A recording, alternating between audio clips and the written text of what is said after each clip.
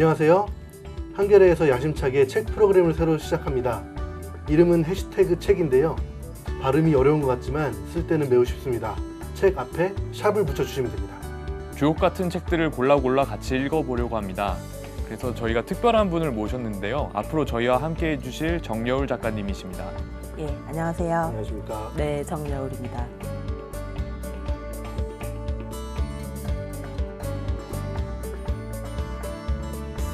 원래는 문학평론가였는데요.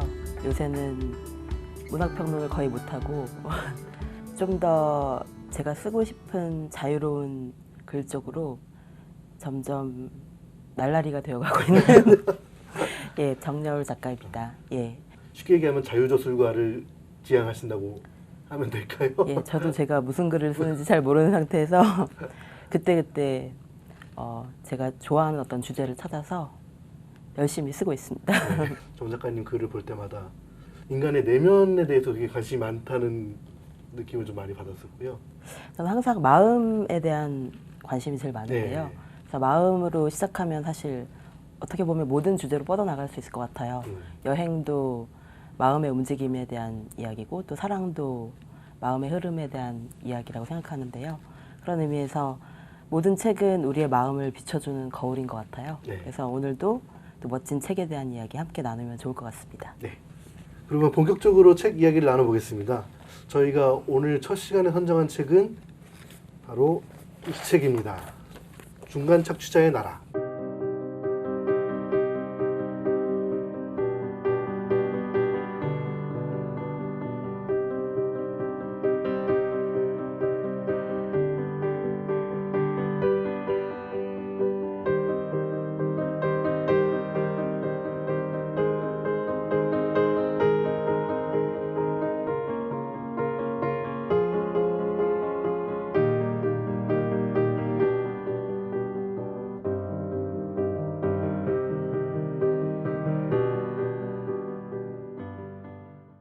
부제는 민주공화국의 두 미래라고 되어 있습니다. 그 작가님 말씀하신 마음과도 어떻게 연결될지도 궁금합니다. 예. 그리고 이 작가의 전 작품들도 읽으신 적이 있다고 하셔서 예. 뭐 그 얘기도 같이 좀 해주셨으면 좋겠습니다. 예, 이한 작가는 이 시민교육센터 대표이기도 하고 또 변호사이기도 한데 이 예전에 탈학교의 상상력이라는 책을 굉장히 관심 있게 읽었어요. 그래서 출신 성분은 굉장히 모범생인데 그 모범생으로서 살아온 자기 자신의 삶의 어떤 환경 또는 조건을 뛰어넘어서 내가 어떻게 살아갈 것인가라는 질문을 계속 하고 있는 것 같아요. 그래서 아마 이 이한이라는 작가이자 변호사가 앞으로 들려줄 이야기도 참 많겠다. 그리고 또 중간 착취자의 나라는 어떻게 보면 이분이 생각하고 있는 어떤 삶의 비전을 굉장히 명확하게 드러낸 책인 것 같아요. 선언적으로. 그래서 또 지금 이 시대에 가장 어떻게 보면 한국 사회에 정말 지금 엄청난 격변기를 맞고 있잖아요. 그 격변기에 우리가 생각해봐야 할 가장 중요한 경제적이고 정치적인 화두가 아닐까 그런 생각이 들어요. 네. 저도 이 책을 이제 처음 제목을 접하자마자 좀 관심을 가졌었는데요. 그 노동 문제가 우리 사회에서 가장 중요한 문제 중에 하나임에도 불구하고 제가 이 책을 보고 느낀 가장 좀 특색이라고 할까요? 그것 중에 하나가 그동안 노동 문제에 대해서는 저희가 접할 수 있는 통로라는 게 굉장히 좀 한정적이었던 것 같더라고요. 이를테면 불합리한 일을 당하거나 부조리한 일을 당한 노동자 본인이 자기 얘기를 하거나 아니면 우리가 어떤 국가 정책의 하나로서 뭐 논의가 된다거나 아니면 전문가들이 그거에 대해서 뭐 평을 하거나 자기 의견을 개진한다거나 한 이런 정도의 그 통로들을 통해서 노동 문제를 주로 접했었는데요. 이 책은 어떻게 보면 노동 전문가도 아니고 변호사이시긴 하지만 본인이 직접 겪은 일에 대한 얘기도 아니고 그래서 우리 사회에서 한 시민으로서 자기가 보기에 가장 문제가 있는 대목에 자기 초점을 맞춰서 그 자기 생각을 펼친다는 것에 대해서 좀 특색이 있다고 여겼었거든요. 사실 중간 착취라는 게 헌법으로 금지되어 있는 거잖아요. 네. 그런데 너무나 버젓이 행해지고 있고 또 헌법으로 금지되어 있다는 것에 대해서도 우리가 잘 모르는 경우도 많았던 것 같아요. 네. 그래서 이렇게 분명히 금지되어 있는 것이 마치 당연한 듯이 이루어지고 있는 이 현실에 대해서 어떻게 보면 너무 그동안 논의를 안 해왔던 것이 아닐까. 내가 이걸 읽으면서 되게 비정규직 문제에 대해서 여러 가지 형태가 있는데 그 개개에 대해서 구분하지 못하고 그런 잘 정리가 안 돼 있었다는 걸 좀 많이 깨달았거든요. 그래서 이 책을 보면서 이런 정리가 잘 돼 있고 그런 부분에 대해서 뭐 각각의 문제점들을 얘기하고 있어서 상당히 이 비정규직 문제에 대해서 좀 개관해서 볼 수 있는 그런 좋은 책인 것 같습니다.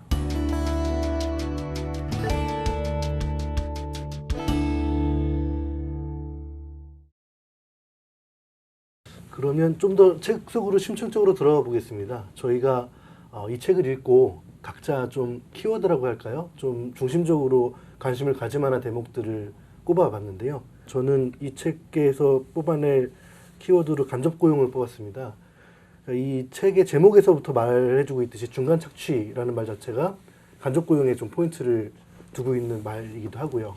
그래서 그 말이 또 사람들한테 주는 울림이 있더라고요. 저희가 비정규직 간접고용이라고 얘기할 때는 전혀 다가오지 않았던 문제가 중간 착취라고 하니까 그것이 중간 착취였구나 이렇게 느껴지는 부분도 있어서 일단 뭐 단순화시켜서 얘기를 하면 우리 사회 비정규직 문제가 굉장히 뭐 여러 가지가 있지만 가장 핵심이 되는 고용 형태로는 뭐 두 가지로 이제 볼 수 있는 것 같아요. 하나는 사용자가 직접 그 노동자를 고용하지 않고 다른 사람을 시켜서 중간 착취자를 통해서 고용을 하는 형태의 간접 고용. 그리고 두 번째는 이제 고용 기한의 문제인데요. 직접 고용을 하더라도 정년을 보장하지 않고 짧은 시간만 고용을 한다. 이런 개념에서의 비정규직. 이 두 가지가 일단 그 비정규직 문제를 바라볼 때 가장 큰 두 가지 틀인 것 같고요. 뭐 간접 고용이라는 게 옛날에도 없지는 않았습니다만 이게 폭발적으로 늘어난 계기는 주로 이제 외환위기 때라고 얘기를 많이 하더라고요. 전문가들도 그렇고. 그래서 외환위기 때 기업들이 어려워지니까 노동자들한테 정년을 보장해주기도 어렵고 사람을 고용하는데도 부담을 가졌기 때문에 그때부터 이제 비정규 고용을 크게 확대를 하는데 그 중에 이제 중요한 수단이 간접 고용이 됐던 거죠. 그리고 하나만 덧붙여서 말씀드리면 이런 문제가 심각해지니까 이제 2007년에 그 비정규직 관련된 보호법을 만들었었잖아요. 이걸 피해가기 위해서 사람들이 기간을 이제 잘라서 고용을 한다거나 아니면 아예 내가 책임을 지지 않도록 다른 중간 업체를 통해서 고용을 한다거나 이런 일들이 좀 급격하게 확산이 됐고 제조업에서 먼저 시작됐던 것들이 최근에 이제 서비스 업종까지도 크게 퍼져나가고 있는 상황인 것 같습니다. 그래서 한겨레도 이거 관련된 기획기사를 썼었는데요. 인상적이었던 게 그 기획기사의 제목이 브레이크가 없는 비정규직 문제. 그래서 정말로 고용 형태라는 게 더 이상 나라에서 규율할 수 없을 정도로 기업이 자기 마음대로 사람을 부릴 수 있는 이런 상황이 된 게 이런 책이 나오게 된 배경이 아닌가. 제가 사회부 기자일 때 그 취재했던 가장 큰 사건 중에 하나가 이제 이랜드 마트 노동자들 총파업이었거든요. 근데 그게 생각해보니까 딱 10년 됐더라고요. 그게 2007년에 이제 총파업이 일어났었는데 저는 그때는 이게 그런 의미인 줄 몰랐어요. 이랜드 마트에 일하시는 노동자분들이 그냥 처우의 열악함, 굉장히 저임금에 그리고 그때 대량해고 사태로 이제 파업을 일으킨 거였는데 이게 간접 고용이랑 연관되는지는 저는 생각을 잘 못했었어요. 취재를 하면서 알게 되신 거군요. 그러니까 취재를 했을 때도 잘 몰랐고, 그러니까 그때 이제 제일 큰 초점은 비정규직법 시행 때문에 그 사람들이 다 일자리 이렇게 생겼다. 왜냐하면 기업들이 2년 넘은 사람들을 고용할 수 없다고 생각을 해버리니까 그래서 2년 되기 전에 사람들 계약을 잘라가지고 이제 해고를 시키거나 이런 게 문제였었거든요. 영화도 있었죠. 카트라는 영화도 있었고 송곳이라는 웹툰도 사실상 이 얘기로부터 시작을 했는데 근데 지금 돌이켜 생각해 보니까 그 이후에 이제 마트나 이런 데서 외주화가 엄청 진행된 거예요. 그때 당시에도 외주화가 문제였는데 그게 어떻게 보면 그 10년 동안 우리 사회에서 간접 고용이 엄청나게 늘어나는 어떤 출발점이 아니었나 이런 생각이 좀 들더라고요.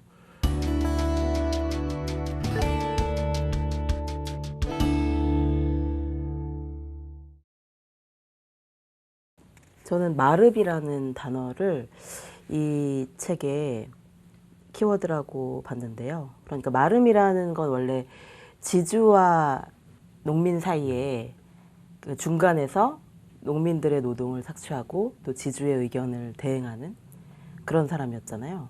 그런데 이 마름이라는 존재가 사실은 농업 생산성을 높여주는 것도 아니고 또 그로 인해서 뭔가 관계가 더 좋아지는 것도 아닌데 마름이라는 존재는 항상 있어 왔다는 거죠. 저는 이 마름이라는 그 의미가 이 중간 착취의 지금 현재 모습에도 그대로 적용되는 것에 되게 놀라웠어요. 그러니까 별로 달라진 게 없죠. 이 133페이지에 보면 이런 문장이 있거든요. 농업 경제에서 마름은 없어야 좋다. 그러나 지주는 마름을 육성했다. 그렇다면 왜 지주는 마름을 육성했는가? 그것은 지주가 소작인들을 직접 대면하면 소작인들이 단결을 통해 일정한 교섭력을 확보할 수 있기 때문이다. 소작인들은 요구사항이 있으면 지주에게 직접 몰려가서 이런저런 요구사항을 들어주지 않으면 일하기 어렵습니다 하고 말을 해볼 수 있는데 반면에 마름이 중간에 끼면 이게 굉장히 복잡해진다는 거예요. 그렇죠. 마름은 지주의 의견을 완전히 대행하는 것도 아니고 지주와 소작민들 사이에 그 사이를 좀 이간질시키기도 하고 또 그 교묘한 책임 회피 이걸 하게 함으로써 관계를 더 복잡하게 만든다는 거죠. 군함도의 그 저는 이제 영화는 아직 못 보고 소설을 봤는데 소설에 보면 이 한국인들을 조선인들이 조선인들 중간 착취를 하거든요. 그들을 이 군함도로 데려가기 위해서 조선인들의 일종의 이제 이런 마름 같은 사람들이 친근하게 나도 조선인이야 이렇게 접근을 해서 그 군수업체나 이런 곳에 취직을 시켜주고 자기는 중간에서 돈을 떼어먹는 그렇게 해서 배를 불리고 그러니까 이 어디다 하소연할 데가 없는 거예요. 조선인한테 당했으니까 일본인이 직접 접근한 것도 아니고 그렇게 해서 징용에 끌려가고 군함도 같은 정말 제가 군함도에 직접 가봤는데 다녀오셨어요? 그렇게 탈출할 수 있는 곳이 아니에요. 막 낭만적으로 막 누군가를 구해주고 그럴 수 있는 지형 조건 자체가 아니에요. 파도가 너무 세고 정말 위험하고 그냥 거기 갇히면 그냥 거기서 계속 빠져나오는 못 빠져나올 것 같은 그런 곳이었어요. 그런데 그런 곳에 데려간 그런 힘들이 바로 중간 착취라는 생각이 들었거든요. 그리고 그런 구조가 21세기의 군함도가 정말 여기저기서 이루어지고 있고 마름이라는 어떤 메커니즘이라고 해야 될까요? 중간 착취의 구조가 더 복잡하고 교묘해지고 세련되어져서 아직도 이 노동시장의 어떤 정의와 어떤 균형을 갉아먹고 있다는 사실이 정말 참 너무나 한심하기도 하고 뭐 요새는 사실 젊은 친구들이 취업하기 전에 취업을 알선해준 업체들도 굉장히 세련되고 멋있는 단어로 포장을 하지만 그들도 청년들에게 취업을 시켜준다는 명목으로 뭐 여러 가지 프로필도 작성하게 해주고 너 취업 될 때까지 너는 우리한테 돈을 지급해. 그러면 취업을 시켜줄게. 이런 식의 업체들도 있다고 하더라고요. 그래서 안 그래도 돈이 없고 안 그래도 취직이 안 되는 청년들을 또 한 번 착취당하기도 전에 또 착취하게 만드는 그런 마름의 무한 진화라고 할까요? 그런 게 너무나 심각하다는 생각이 들었어요. 네.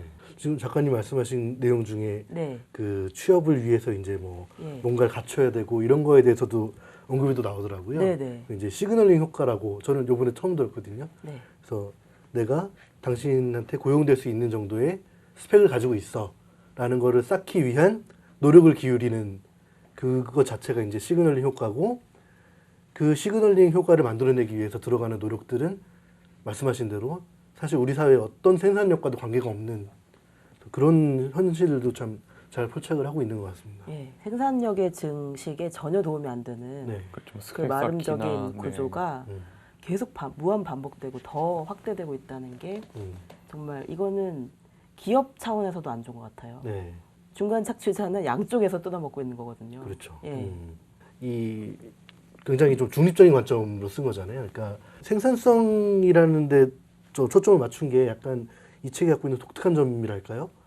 그래서 그 부분도 좀 재밌었는데요. 네네. 그러니까 이 남학신과 집신 뭐 이런 비유를 통해서 비가 올 때는 남학신이 많이 팔리기 때문에 남학신 공장에 사람이 더 많이 필요할 것이고 비가 안 올 때는 집신이 많이 팔리기 때문에 집신 공장에 사람이 더 많이 필요할 것이다. 이런 그 전체적인 기업 경영에 있어서의 비정규직 제도의 이점이라고 할까요? 이것도 아주 부인하지는 또 않잖아요.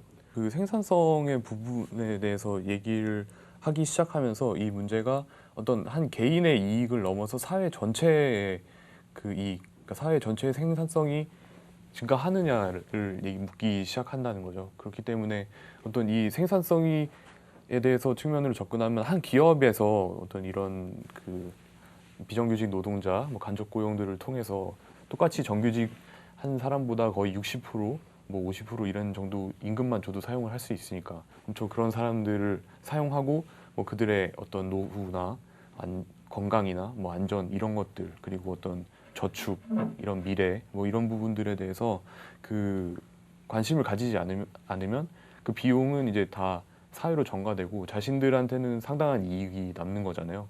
어떤 그런 중간에 이런 간접 고용을 하는 그 회사들이 이걸 계속 근로를 유지해가면서 뭐 이 기업에 필요할 땐 저 기업에 보내주고 이 기업이 필요할 때는 저 기업에 보내주고 이런 식이 하는 게 아니고 그러니까 원청과의 계약이 끝나면 이 사람하고도 계약 관계를 해지를 하는 거예요. 어떤 그 사람의 고용 안정에 도움이 되는 게 전혀 아니라는 거예요. 그 대목은 아까 작가님 말씀하신 것처럼 이 마름들이 아무런 기술이나 설비가 없다는 거랑 또 연결되는 거잖아요. 예. 그러니까 만약에 김지윤 기자 얘기한 것처럼 그 중간에 있는 용역 업체가 정말 수요에 따라서 사람들을 어딘가에 보내줄 수 있고 뭐 이런 역량을 발휘할 수 있다면야 얘기한 대로 어떤 생산성의 일조를 한다고 할 수 있겠지만 현실은 이제 그게 아니라는 거죠. 그러니까 그냥 그 중간에서 정말로 마름으로써 떼먹을 뿐이지 그런 어떤 자체적인 생산성을 올릴 수 있는 아무런 그 설비나 역량이나 이런 게 이제 없기 때문에 이제 중간 착취자라고 이 작가도 부르고 있는 것 같습니다. 예, 결국에는 아무도 책임지지 않은 구조를 만들기 위한 메커니즘인데요. 이런 경우가 진짜 많잖아요. 파견업체나 사내 하도급 업체에 고용되어 사용사업장이나 원청에서 일하는 노동자들도 결국엔 소작인들과 비슷한 처지라는 거죠. 그들은 실제로 일하는 곳의 사업자에 가서 노동 조건의 개선을 요구하면 나는 당신들의 사용자가 아니다라는 답변을 듣죠. 그리고 또 그들이 파견업체나 사내 하청업체에 가서 노동 조건을 좀 개선해달라 이렇게 얘기하면 우리는 실질적으로 결정할 수 있는 것이 아무것도 없다는 답변을 듣는 거죠. 이런 식으로 해서 이제 계속 책임을 회피하는 그 구조가 영속화되는데 근데 이런 것들이 어떤 일부 사업체에 국한되는 것이 아니라 다양한 네. 산업 분야에 다 퍼져 있고요. 사실 저도 글을 쓸 때 그런 상황에 부딪힌 적이 있었어요. 인디에어라는 영화 보셨어요? 못 봤는데. 그 인디에어라는 영화가 조지 클루니 조지 클린 나오는 그 예. 해고 전문가 맞아요. 해고 전문 업체에 다니는 게 조지 클루니의 일이 기업 대신 해고를 하는 거예요. 근데 끔찍한 직업이죠. 누군가를 자르는 게 이 사람의 직업인데 이 사람은 왜 인디에어냐면 항상 비행기를 너무 많이 타고 다니는 거예요. 예. 부르는 데가 많아서. 예, 부르는 데가 워낙 많아서 이 마일리지가 엄청나요. 이 사람은 전 세계를 여행 다녀도 될 만큼의 마일리지를 쌓은 거예요. 남들을 해고함으로써. 그런데 해고하면서 사람들이 막 울고 절망하고 나는 이 직장을 위해서 막 정말 평생을 바쳤다. 그런데 나한테 어떻게 이럴 수가 있냐. 그것도 사장이 직접 또는 직원이 직접 얘기하는 것이 아니라 사람 자르는 일을 전문으로 하는 일종의 그러니까 용역 업체죠. 그런데 그 사람은 너무나 잘생기고 너무 멋지게 입고 이렇게 나타나가지고 너무나 우아하게 말을 하는 거예요. 당신에게는 이 일을 이름으로써 당신은 뭔가 새로운 인생이 시작된다는 식으로 뭔가 말도 안 되는 희망을 심어주는 거죠. 운동을 시작하면 어떻겠니? 여행을 떠나면 어떻겠니? 하면서 지금까지 삶이 너무 답답하지 않았니? 이런 식으로 진짜 문제와 직면하지 못하게 만드는 게 그 사람의 일인 거죠. 그러니까 저는 그 영화가 생각났거든요.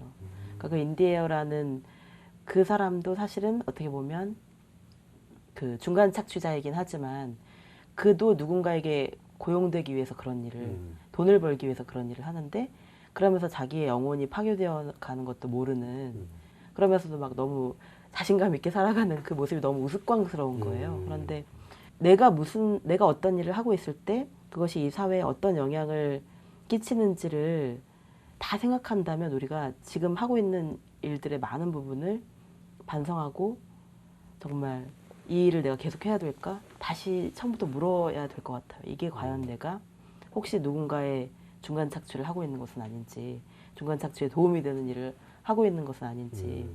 그러니까 산업 자체가 너무 구조 자체가 복잡해지다 보니까 내가 하는 일에 어떤 직접적인 영향을 우리가 점점 모르게 되더라고요. 간접화된다는 게 굉장히 무섭고, 왜 에이전시가 되게 많아지잖아요. 에이전시, 에이전트 이런 것들이 다 말하자면 대리자인 거잖아요. 어떤 행동을 직접 하는 것이 아니라 누군가를 대신해서 해주는 것. 근데 뭔가를 대신해서 해주는 사람이 많을수록 그 사회는 불행해지는 것 같거든요. 간접화되고, 그리고 뭔가 내 삶의 주도권을 잃어버리는 거죠.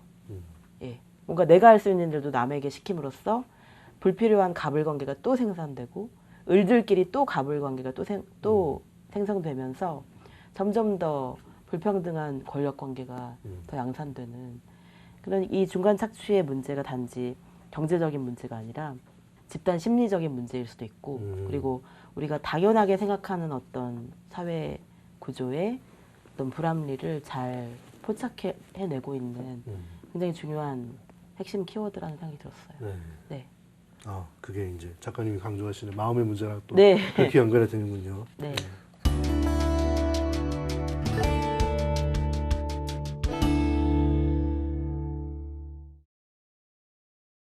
네, 그 제가 뽑은 키워드 이제 예상하셨겠지만 1.3, 1.3인데요.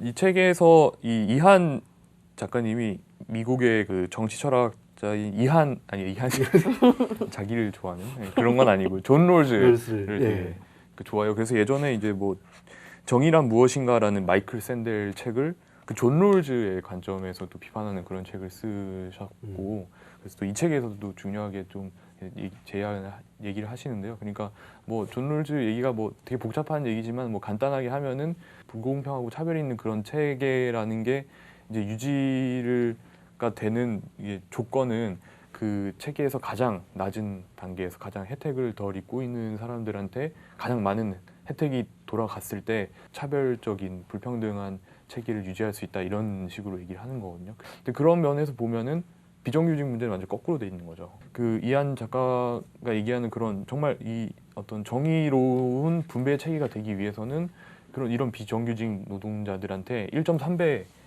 이제 급여를 줘야 된다, 이렇게 얘기를 하고 있거든요. 그러니까 뭐 정규직하고 똑같이 주는 것은 이제 손해를 많이 보는 것에 대해 보상이 되지 못하는데, 또 1.5배로 하면은 기존의 정규직 노동자들한테 이제 초과 노동이나 휴일 근무를 하고 그러면 이제 1.5배씩 이제 급여를 주잖아요. 근데 그렇게 할 바에는 그냥 우리가 가지고 있는 정규직 노동자들을 또 초과 근무를 시키는 그런 방향으로 할 것이기 때문에 그것보다는 좀 작은 1.3배 정도의 급여를 이 사람들한테 주면은 어떤 이런 불공정한 체계가 줄어들 수 있겠다. 그래서 기업들도 무분별하게 그 쓸 수가 없는 거죠. 좀 비싸니까 비정규직 노동자들은 그 1.3배라 급여를 줘야 되기 때문에 정말 내가 이게 어떤 내가 어떤 새로운 사업에 뭐 진출을 한다든지 어떤 앞으로 좀 불투명하다든지 뭐 그런 상황에 해서 진짜 좀 필요한 이유로 이제 비정규직 노동을 쓰게 만들어야 된다, 뭐 그렇게 얘기를 하고 있는 거죠. 그게 성립이 되려면 간접 고용은 없어져야 돼요. 그러니까 대안의 1번은 간접 고용이 없는 것. 그렇죠, 네. 네. 네. 바로 이 중간 착취에 해당되는 간접 고용은 없어져야 되고, 네. 근데 그게 없어지더라도 그런 산업적 수요나 정말로 불가피한 기간제나 간접 고용 노동자를 쓰게 된다면 이런 처우를 하는 것이 맞다. 네. 이렇게 연결이 되는 그렇죠, 거죠. 네. 예. 그러니까 중간 착취를 일단 금지를 해야 되는데 그 금지가 사실 진짜 요원하고 어려운 일이잖아요. 그런데 그걸 어떻게 할 것인가가 일단 관건이 될 것 같아요. 그래서 지금 현재 정부에서는 이제 어떤 식으로 이 비정규직 안에 대해서 가지고 있는지 그런 것들이 좀 궁금하더라고요. 그래서 이번에 이제 문재인 정부 이전에 후보 당시에 이제 대통령의 그 공약들을 좀 찾아봤는데요. 그래서 이 비정규직 문제 10가지 항목이 있는데 이제 핵심적인 것은 임금을 이제 정규직하고 똑같이 하면서 이제 규모를 줄인다, 그런 취지의 정규직과 동일 노동을 했을 때는 동일 임금을 주도록 이제 실현하고, 이제 공공기관 비정규직을 정규직으로 전환하는 것도 이제 최근에 이제 하고 인천공항이나 있죠. 이런 것도 했던 것도 다 이제 공약을 했었던 그런 사안들이거든요. 그리고 이제 상시 지속 업무를 이제 정규직화하는 걸 이제 OECD 규모로 감축을 하겠다 이게. 근데 제가 지금 듣기로는 그 동일노동 동일임금이라고 하는 거는 뭐 이제 정책으로 제시를 하긴 했지만 동일노동을 하면 동일임금을 지급하는 게 네네. 사실은 당연한 일인데 그게 이제 워낙에 현실적으로 지켜지지 않으니까 그런 정책을 내놓은 거라 생각이 들고. 실현한다 이런. 네. 네. 근데 제가 좀 의문이 가는 부분은 과연 비정규직과 정규직의 임금을 1.3배 안에더라도 동일하게 주면 문제가 없어지느냐 이 문제도 사실은 좀 있다고 보거든요. 그러니까 제가 보기에 이 작가가 가장 강조하는 포인트 중에 하나는 이건 또 다른 키워드인데 저는 이제 대항 권한이라는 좀 키워드를 원래는 생각을 했었어요. 대항 권한이. 네. 이 사람이 얘기하는 거는 공화국에서 평등하고 자유로운 시민이 지배와 피지배의 관계에 빠지지 않으려면 대항 권력이라는 게 필요하다. 나에게 어떤 부당한 지배가 들어오거나 했을 때 내가 대항할 수 있는 수단이 있고 네. 힘이 있어야 그것들을 막을 수가 있는데 지금 이 간접 고용이라고 하는 거는 아까 작가님 여러 차례 말씀해 주셨지만 책임 회피의 사실은 목적이 굉장히 큰 거잖아요. 그러니까 뭐 인건비를 절감하거나 이런 부분도 있지만 그 마지막 순간에 나는 너의 책임이 없어라는 거를 말하기 위한 장치라는 생각이 좀 강하게 들거든요. 예, 노동자들의 고통을 직시하지 않기 위한 네. 그들을 한 사람 한 사람의 인간으로 보지 않기 위한 시스템인 거죠. 개별적으로 대하게 되면 그것을 감당할 수 없다고 생각한 것이 아닐까. 처음에 시작은 그랬을 것 같아요. 그 노조의 문제가 좀 있더라고요. 생각을 네. 해보니까 동일노동 동일임금을 받더라도 노조가 만들어질 수 있을까? 지난 몇 년 동안 간접 고용으로 문제가 되고 했던 사업장들을 들여다보면 별 문제가 없다가 노조가 만들어지거나 아니면 노조 결성의 움직임이 있거나 이럴 경우에 어김없이 해고 통보가 들어온다거나 계약 해지라고 그렇죠. 하죠 주로. 네. 이제 여기서는 해고가 아니니까 간접 고용의 경우엔 계약 해지를 한다거나. 그래서 그런 사례들이 워낙 많아서 이 비정규직 문제는 이 권력의 문제가 사실 굉장히 큰 부분이라는 좀 생각이 들고요. 네. 그 중에서도 이제 대항 권한을 우리 시민들이 스스로 어떻게 가질 수 있을 것이냐 이것도 이 책을 읽는 또 하나의 포인트라는 생각이 좀 듭니다.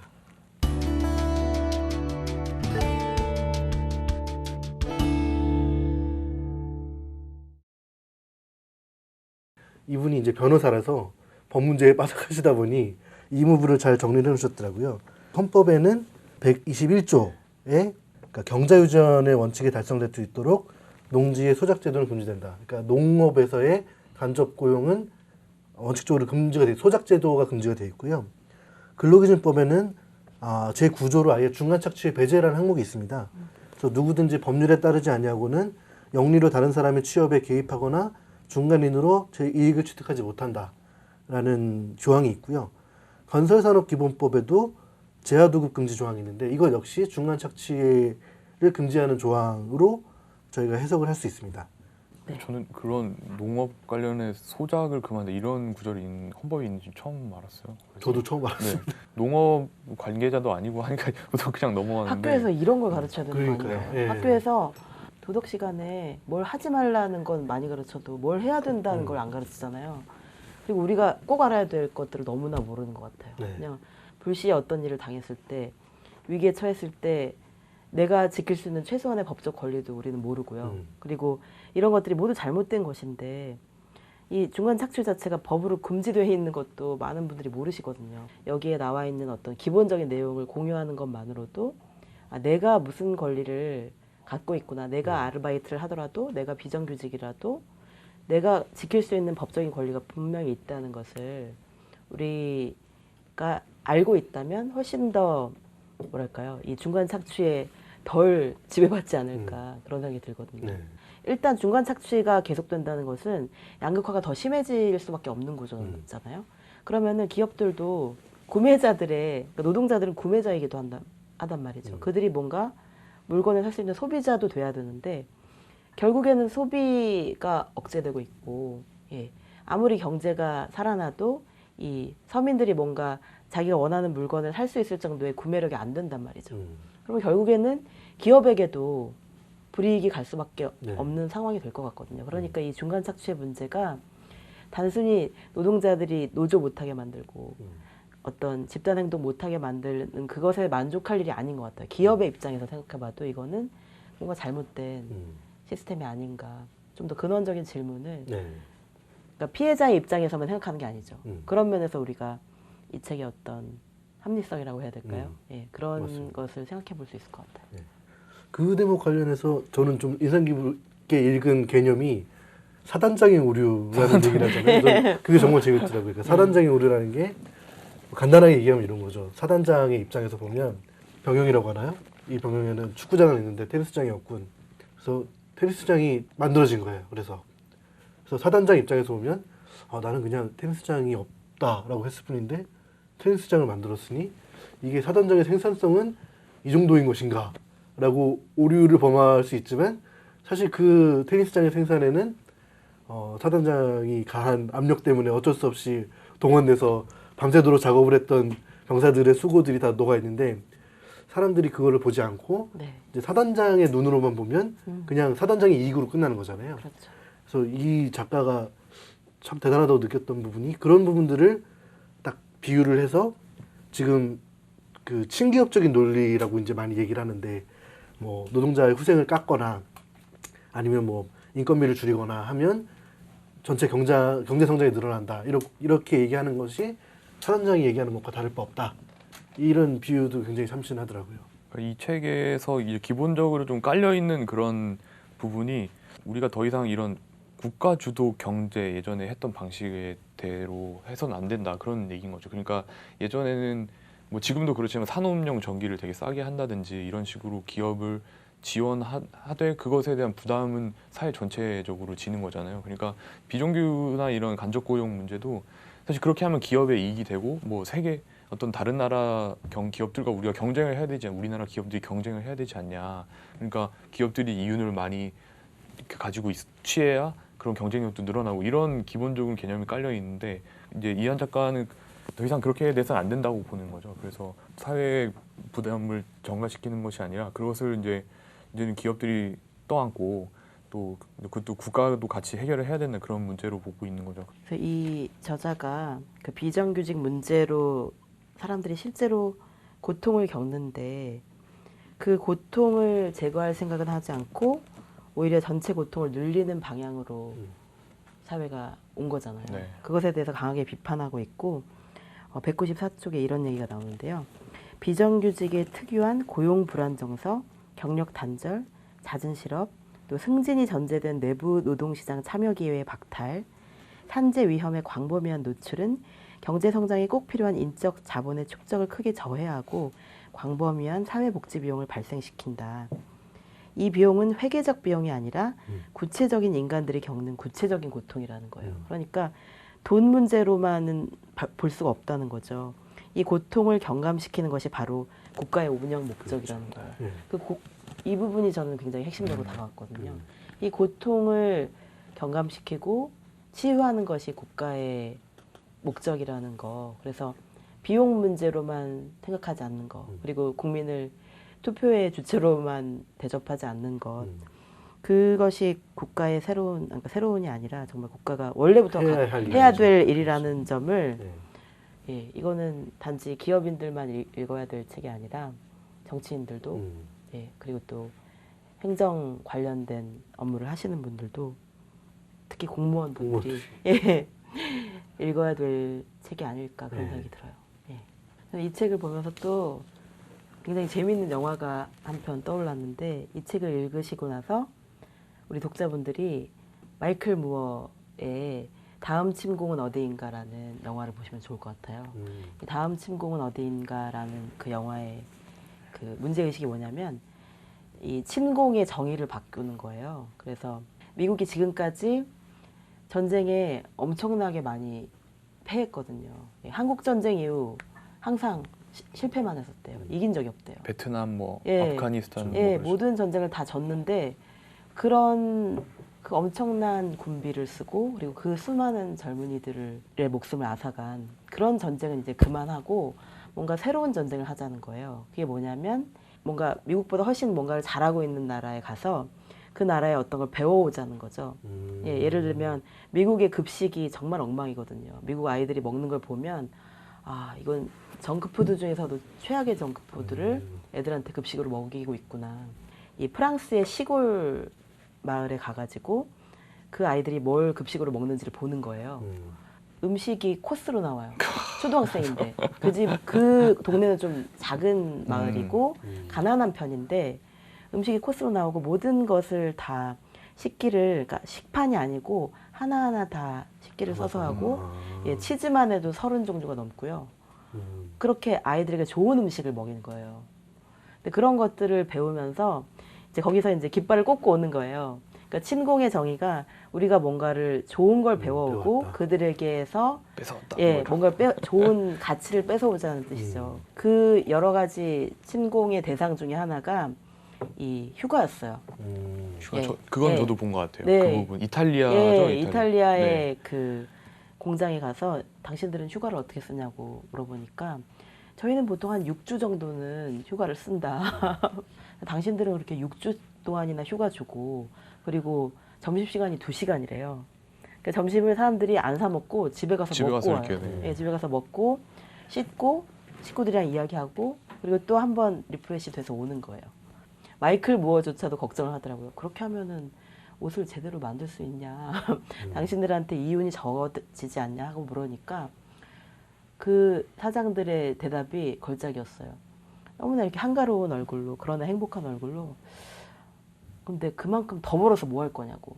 지금도 부자인데 지금도 이렇게 행복한데 더 벌어서 뭐 할 거냐고. 꼭 그렇게 힘들게 살아야 되겠냐고 물어보는데 마이클 무어가 이렇게 할 말을 잃더라고요. That's enough라고 생각하는 거 있잖아요. 아, 나 이 정도면 행복해. 이걸 이 마지노선을 정하지 않는 한 우리는 이게 더 있어야 돼. 이 결핍 때문에 불행하다고 느끼는 이 감정, 이 상태를 극복하지 않으면 누구든 나는 없어. 나는 불행해. 난 저 사람에 비해서 가난하고 결핍이고 불행하다는 그 생각으로부터 벗어날 수 없을 것 같아요. 그래서 일단 좀 많이 가지신 분들이 먼저 생각하셨으면 좋겠어요. 그렇습니다. 네. 저는 그게 어디가 제일 이너프인지. 네. 이 사람이 얘기하는 이 정의 원칙이라는 것도 사실 그런 거잖아요. 아까 네. 김 기자가 잘 설명했지만 사회에서 가장 불평등하고 가장 부조리하고 가장 적은 몫을 받는 사람이 과연 나아질 수 있는 제도라고 하면 불평등을 수용하겠다는 거잖아요. 근데 지금 작가님 말씀하신 것처럼 이 기업을 운영하거나 정책을 결정하거나 이런 사람들이 사실 누구나 부인할 수 없게 많이 벌고 풍족한 삶을 누리고 있음에도 불구하고 그들이 내려놓지 않는 게 뭐 가장 핵심적인 문제인 것 같습니다. 그러니까 보편적으로는 데츠인어프를 다 누구나 갖고 있긴 하겠지만 이 책에서 이제 주목하는 대목은 그들이 내려놓느냐 아니냐 이 부분이 이제 제일 뭐 핵심이 아닐까 생각이 좀 드네요. 네.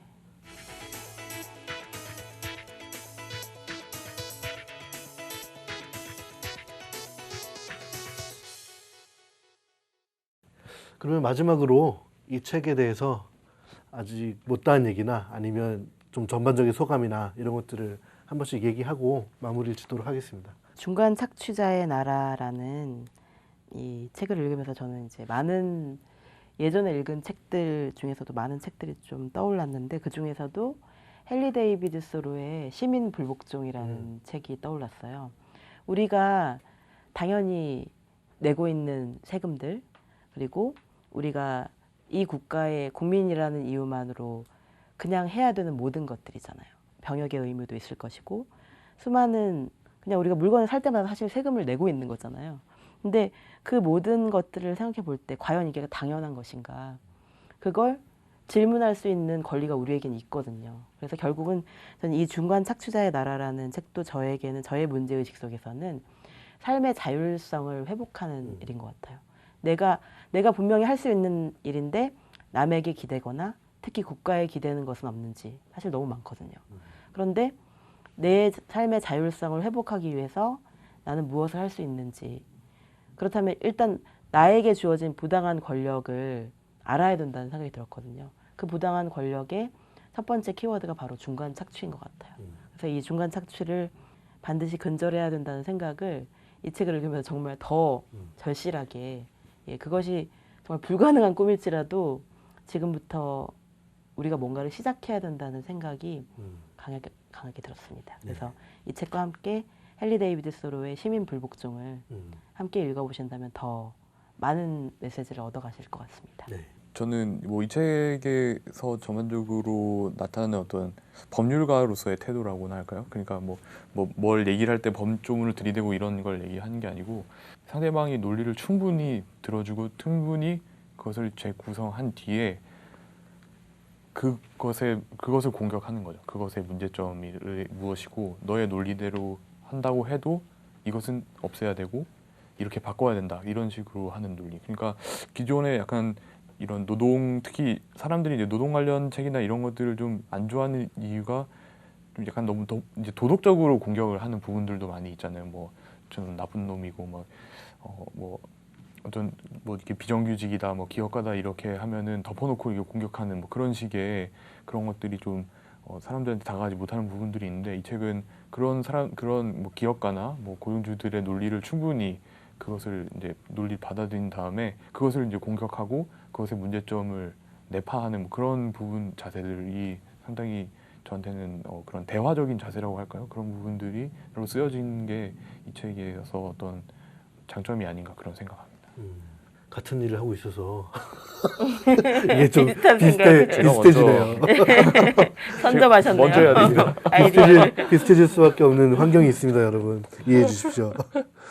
저도 김 기자랑 좀 비슷한 대목에 집중했는데 아마 이게 작가님처럼 이렇게 좀 넓은 세상을 저희가 못 보는 것 같아요.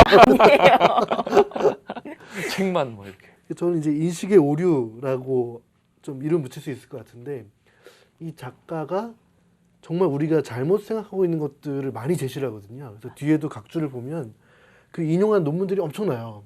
근데 그 내용들이 대부분 저런 것들이에요. 그러니까 개별 기업들이 비정규직을 많이 쓰면 생산성이 높아진다, 경영 성과가 좋아진다라는 생각을 할 수가 있는데 실증 연구를 보면 그렇지 않다. 장기적으로 보면 비정규직의 비중이 높을수록 장기적인 경영 성과가 낮아진다라거나 아니면 그 자본이 가져가는 몫이 늘어나면 자본가들이 더 잘 살게 되는 거 아니냐 이런 선입견이 있을 수 있는데 이 사람은 또 실증 연구를 보면 그렇지 않다. 자본소득의 분배율이 높아질수록 기업의 성과나 자본의 안정성이 더 떨어진다. 이런 얘기들을 상당히 많이 좀 제시를 하고 있어요. 그래서 그 인식의 오류, 우리가 갖고 있는 막연히 그럴 것이다라고 하는 것들을 이제 쭉 공격을 하는데 그런 대목들이 좀 인상적이었고요. 그 가장 끝판왕은 저 부분인 것 같아요. 이게 비정규직 문제다라는 부분. 이게 좀 말에 어폐가 있는 것 같지만 사람들이 비정규직 문제를 얘기하면 정규직과의 격차를 먼저 떠올리거든요. 그러니까 이 사람이 또 그거를 엄청나게 날카롭게 비판하는데 네. 왜 비정규직 문제는 비정규직 문제로서 다뤄지지 않고 정규직과 비교당하는 어떤 그런 포지션으로만 사람들한테 이해가 되느냐. 가장 흔한 반응들이 그런 거잖아요. 비정규직 얘기를 하면 정규직들이 많이 받아서 그래. 이런 태도가 과연 온당하냐. 이 부분을 굉장히 많이 비판하는데 저는 그런 부분들에서 좀 이 책을 읽고 사람들이 그동안 갖고 있었던 편견이나 선입견들을 좀 많이 깰 수 있지 않을까 이런 생각을 좀 해봤습니다. 예. 그러니까 단순히 피해자의 편에 서서 이야기를 하는 것이 아니라 객관적인 자료를 때로는 적들의 자료를 네. 가져와서 그 인식의 오류를 파괴하는 그런 글쓰기가 굉장히 날카롭고 네. 예. 그러니까 굉장히 공정하다는 느낌을 주더라고요. 네. 그리고 뭔가 실천하고 있다는 생각이 들거든요. 그러니까 글을 쓰다 보면 제가 쓴 글들이 저를 노려보고 있을 때가 있거든요. 내가 과연 그 글만큼 살 수 있을까? 그런데 이제 이한 작가는 그 실천의 공간에서 글을 쓰고 있는 것 같아요. 그래서 더 멋지다는 생각이 들었어요. 네. 그냥 글만 열심히 쓰는 것이 아니라 그만큼 살아내기 위해서 노력하고 있다는 생각이 듭니다. 네. 약간 이렇게 소셜라이터라고 해야 되나요? 그러니까 사회 문제에 대해서 글을 쓰는 거죠. 어떤 문학가라서가 아니라 그런 사회 여러 문제에 대해서 공부나 정의란 무엇인가, 학교, 탈학교 이런 거에 대해서도 많이 쓰셨잖아요. 이게 자기 문제가 아닌데, 그러니까 마치 사르트르가 이제 얘기했듯이 지식인은 이제 자기가 관련된 문제가 아닌 거에 대해서 발언하는 사람이다라고 하는 것처럼 그런 어떤 지신의 모습을 스스로 실천하고 있는 그런 분이 아닌가 그런 생각이 들었습니다.